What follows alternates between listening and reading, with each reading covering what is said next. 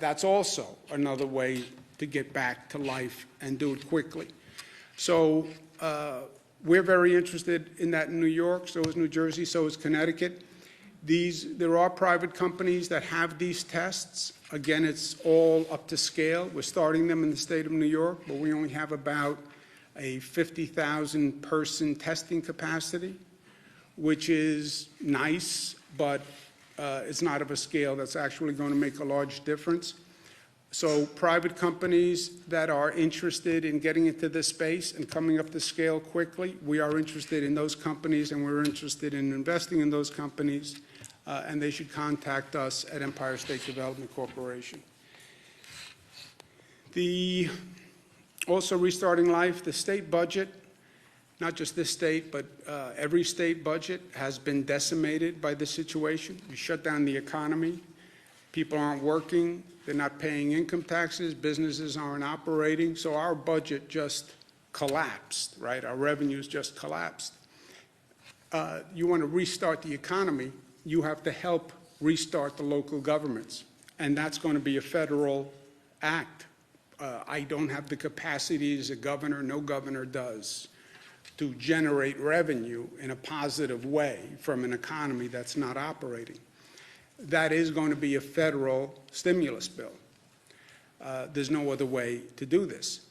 And it has to be a stimulus bill that actually understands you have state and local governments that have to be brought up to speed and functioning if you want to facilitate this restarting of the economy. Federal government passed some legislation. As I've said at the time, it was woefully inadequate from New York's point of view. We then have had some time to actually study the legislation. It actually gets worse when you read it, and it's not even what was represented to us initially. So I'm sending our congressional delegation a letter today saying the past legislation did good for the nation, I have no doubt, gave aid to a lot of people and places that needed it, but it was not fair to New York, and that has to be remedied in any legislation that goes forward. The last point, I know it's been a frustrating 37 days, but it's only been 37 days on the other hand. I know it feels like a lifetime. It's been so disruptive, so abrupt, so frightening, so disorienting, but it's only been 37 days, right? Everything in context and everything in perspective. I know it's tough to get up every day, and this is like Groundhog Day, living through this bizarre reality that we're in. It's even more difficult, I think, with the weather changing, and you feel the seasons changing, and it's getting nicer, and you start to open a new book of possibilities, and now the weather's getting nice, and I should be getting outdoors, and I should be doing this, and I should be doing this. I get it. But it's only been 37 days. And I started by saying those numbers of cases, that's not arbitrary. What we do affects the number of cases. Our behavior affects the number of cases. We're generating the cases. They're not descending on us from heaven, right? It's our behavior. So it's been 37 days.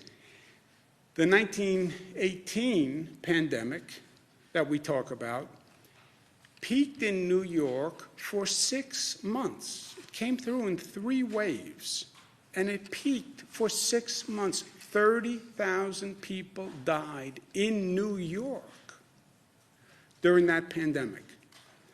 Why? They didn't react the way we did. They didn't know as much as we know today. They didn't have the same drug therapies. But we are changing the curve in that virus growth. You see that plateauing. That's because of what we are doing. If we don't do what we are doing, that is a much different curve. And that's what happened in the past. So social distancing is working. Well, you shut down all the businesses. I know. Well, you shut down all the schools. I know, but it is working. That's why you see those numbers coming down. If we were doing the same rate of interaction, those numbers would still be going up. So to the extent we see a flattening or a possible plateau, that's because of what we are doing, and we have to keep doing it. I know it's hard, but we have to keep doing it. And to the extent it takes an effort, remember at this time it is about we, and it is not about me. I know what I would like to be doing. I would like to be going, it's motorcycle weather for me. It's time to get out on the water. It's time to go hiking in the Adirondacks. I get it. It's not about me. It's not about me. What I do will affect other people. It will affect my family. It will affect other people. It will affect people in those emergency rooms who are killing themselves every day to keep other people safe. I get infected, I will affect them. So we all talk about society and community and interconnection and interrelation and family, and life is bigger than us. Now is the time to live that, right? Now is the time to live that. So when you feel that need, I have to do this. It's not about me. It's about we and what's good for all of us. And my health is in your hands. And your health is in my hands.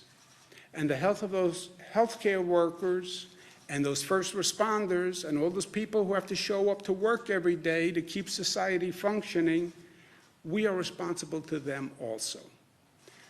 So to the extent it's hard, I get it. But maybe if we think about it through a different lens, a broader lens, it'll be a little easier. So let's not get complacent. We have to stay disciplined, we have to stay smart, we have to stay safe, and we do that by staying at home, and we will get through this together.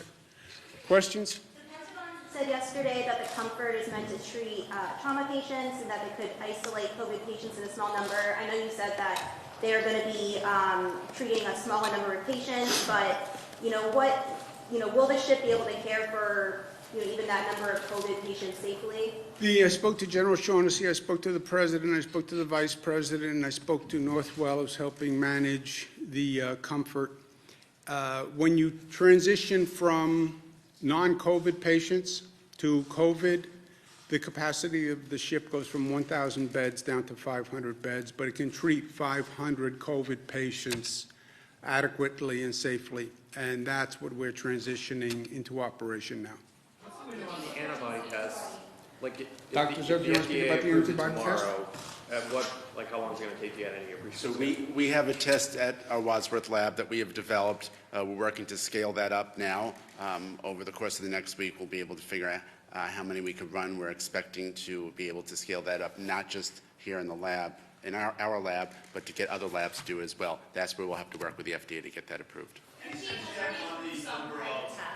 The FDA has already approved some private antibody tests. Is there a way that the state can work with them, or?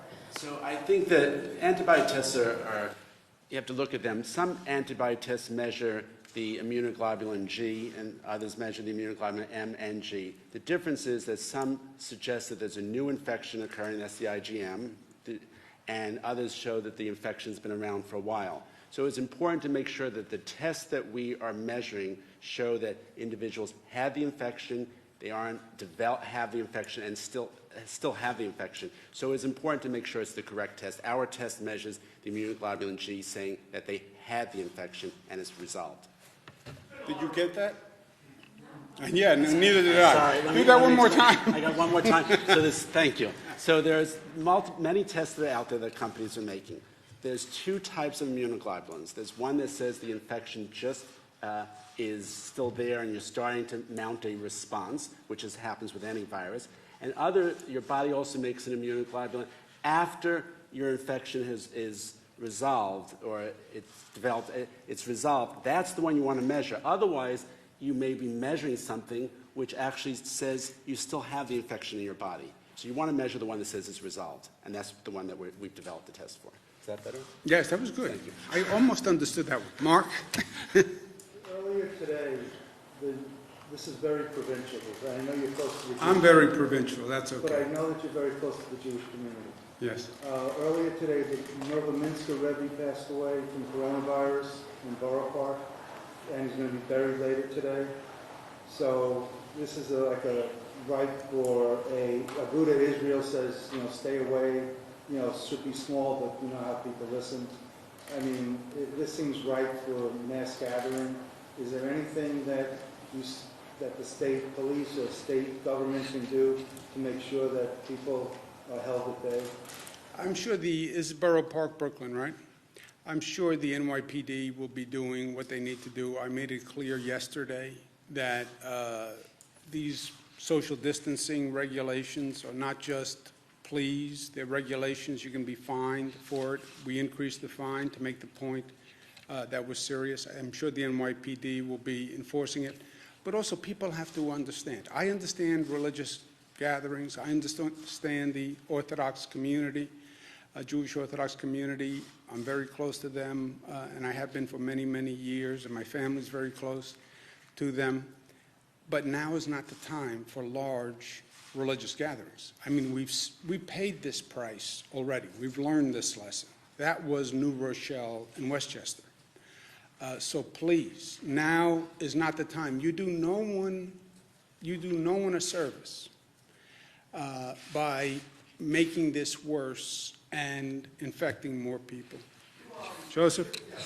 There's been a lot of reports that communities of color have been particularly hit hard by the virus. Do you have a sense yet if that's been the case in New York? And you've been putting out a lot of data, gender, age, updating it daily. Has it been difficult to get those racial breakdowns? And what are you doing to get those? So the hospitals actually don't report the race information directly to the state, so what we end up doing on the back end is calling the coroner's offices around the state after the death has been reported. So there has been a lag. We understand people want that information. We want that information too, and we'll have it this week. Is there any sense, though, Dr. Drucker, that there has been that trend where it has affected communities of color? So one of the challenges is that some of the communities have challenges with their health in general. They're more apt to have some of the challenges with asthma and diabetes. And so anytime anyone who has underlying medical conditions ends up with this virus or any other virus, it puts them more at risk. Do you have any update on the unemployment website? Felicity talked yesterday about working with Google. Is there any progress there? There is progress there, and we'll have that new interface up and running by Thursday. And we've actually worked with Verizon. A lot of the problem was the lines were crashing because the volume was so extreme. We've now moved 80% of the incoming calls off of the Verizon system and into call centers, and so you should start to see some easing up on that today. And again, we just ask people to remain patient as we get this resolved. Governor, you promised an executive order on Friday regarding ventilator redistribution, and I believe that executive order was also going to cover other things. That still hasn't appeared. Is there a reason for the delay? No, I'm going to issue an executive order today on everything that I've mentioned, the fines, et cetera, today. What else will that cover? That will cover Everything we've discussed to date. Suggested that that's going to be voluntary now, the quote-unquote taking of ventilators, that the Health Association put out something saying it's going to be a voluntary taking of those. Is that how you... Joseph, it was always, the hospitals tell us what they have, quote-unquote, available, meaning unused, and they're not going to use it in the foreseeable future. So it was always of the equipment that you believe, you hospital believe is available, if the state lent 20% of the available units, as you define available, that would be 500. And 500 ventilators was a big deal, especially 2 weeks ago. Frankly, since then, other things have happened. We have 1,000 ventilators from China. California freed up 500 ventilators. Oregon sent 140 ventilators. State of Washington freed up, I think, 400 ventilators or something like that. We've also acquired an additional 500 ventilators. So we're not in the position that we were in. But that's what it always was. A hospital says we have available, by their own definition, unused inventory. We're not using for the foreseeable future. 20% of that number, leaving them with 80% of the unused, was 500 ventilators. That sounds like a big change from what you were saying on Friday, though. No, that's what I was saying. Governor, what are your thoughts on creating a presumptive line of duty death benefit similar to that was passed after 9/11 for state and city workers who died of COVID? It's something that I think is going to come up, and I think it's an important thing to look at. I'd also like to find a way to say thank you to these healthcare workers who are out there every day. We talk to them on the telephone, but actually what they have done is just incredible, just incredible. And not just the healthcare workers. I mean, the healthcare workers, just think of the mindset to walk into that ER every morning, putting on these gowns, putting on all this protective clothing, having to change the protective clothing several times a day, seeing people pass away, and then go home and deal with the stress at home. But also the first responders, the transit workers. You look at the rates of sickness. I mean, they know what they're exposing themselves to, and they still do it. I mean, just God bless them. Governor, do you have plans to grant clemency to a large number of, or just any inmates in the state prison system to curb this corona outbreak? We're looking at that, any way we can, we are, and we're looking at that continually. I don't think there's anything new on that right now, but it's something we're exploring all the time. Is there any specific plans that you're considering or any specific models? We've done a number, but nothing right now. Are there any new? We've done about 700 parole violators statewide. Those are people who were deemed to be low risk to public safety and also high risk to COVID. And so we have done that so far, and we're continuing to evaluate it on an ongoing basis. I think the promise was about 400 people to come out of Rikers. So far, that's been about 130 people have been released. Is there a I think reason for we've the done lag? about 240 out of Rikers so far of the 700 statewide, but we can get you the exact number, That's a Jesse. fresh figure. And Governor, on a more kind of psychological, philosophical issue, 730 people died. These numbers keep rolling out, but it's easy, it would seem, to get numb to these sorts of stats. How do you counter that? How do you impress on people that these are human lives, that this is an enormous human catastrophe? Jesse, if they, I hear the point. I guess one could get numb to the numbers. That's why I said, remember, every number is a human being behind that and a family. For myself, I can tell you, the last thing I do is get numb. I can tell you for the hospital staff that goes through this, they're not getting numb. For the families who are suffering, they're not getting numb. The pain is increasing. The grief is increasing. I mean, you see those pictures on TV of getting to a situation where you have to put bodies in trucks, in parking lots. I mean, how you could get numb to any of this, I can't imagine, especially New Yorkers, that we lose the humanity of this. It's something I struggle with every day. I try to think of the opposite, that, we are doing good, because you can't stop, you can't save everyone. This virus is very good at what it does, and it kills vulnerable people. That's what it does. And it does that very well. And we can't stop that. The question is, are you saving everyone you can save? And there the answer is yes, and I take some solace in that fact. Our healthcare system is operating. I don't believe we lost a single person because we couldn't provide care. People we lost, we couldn't save despite our best efforts. But no, I don't see the numbness, and I don't believe New Yorkers see the numbness. I think the frustration of an individual situation can cause you to do irresponsible things. To go out more than you should, to disregard social distancing. I think that's an issue, and that's what I've been trying to address. Governor, we're not there yet, but when people do eventually start getting back to work, will it be the reverse of the reduction, meaning they'll go back in spurts of 25% at a time, or 12, or something like that? I don't know. It's a good question. I think they go back, is my opinion. It's not a fact. I think, and we're working on a plan with Connecticut and New Jersey, because when we go back together. I think we go back with people who have tested that they are negative, or people who have tested that they have the antibodies, which means they had the virus and they're immune from the virus, or we go back with younger people going first, still protecting, isolating the vulnerable. But if it's waves, I think those are the waves. Is there any proof you can't get reinfected? Say again? Is there any proof you can't get reinfected if you have the antibodies? Is there Let's proof ask Dr. Zucker, your friend. So usually when you have a virus, you develop antibodies, you don't get it again.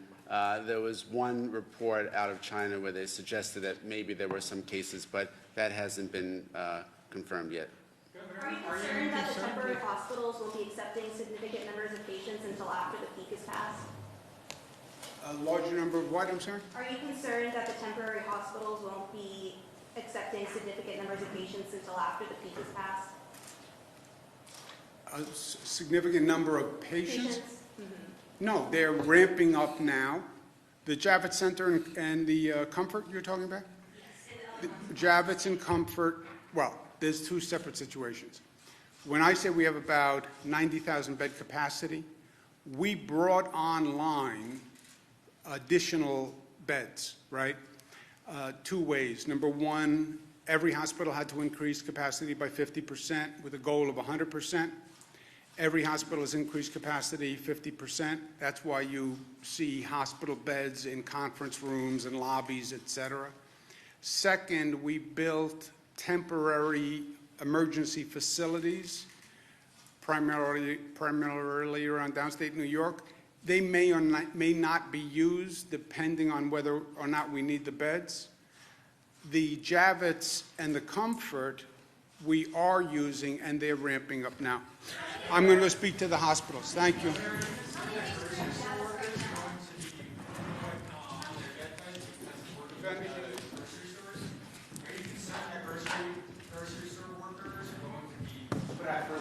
there any plans on how to address grocery workers and their safety? Grocery store workers, transit workers, first responders, police officers.